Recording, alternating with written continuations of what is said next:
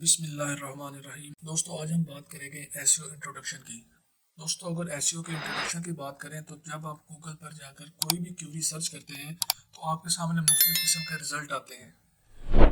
دو تین قسم کے رزلٹ ہوتے ہیں، ایک تو پیڈ ایڈز ہوتی ہیں، ایک ہوتا ہے لوکل سرچ پیک اس کو کہتے ہیں، اور تھرڈ ہوتا ہے آرگینک رزلٹ۔ دوستو میں نے گوگل پر جا کر ایک کیوری سرچ کی ایسیو ایجنسی کے نام سے۔ اگر آپ نیچے دیکھیں تو یہاں پر کافی زیادہ ویب سائٹ شو ہو رہی ہیں۔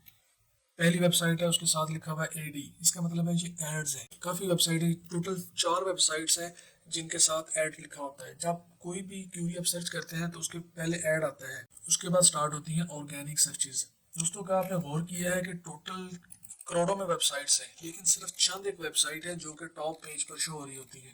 یہ ویب سائٹ تمام ویب سائٹ سے زیادہ آپٹیمائز ہوتی ہے، اسی لیے یہ ویب سائٹ ٹاپ پر شو ہو رہی ہوتی ہے۔ تو ان تمام ویب سائٹس کو بیٹ کر کے اپنی ویب سائٹ کو ٹاپ رزلٹ میں لانے کو ہی ایسیو کہا جاتا ہے۔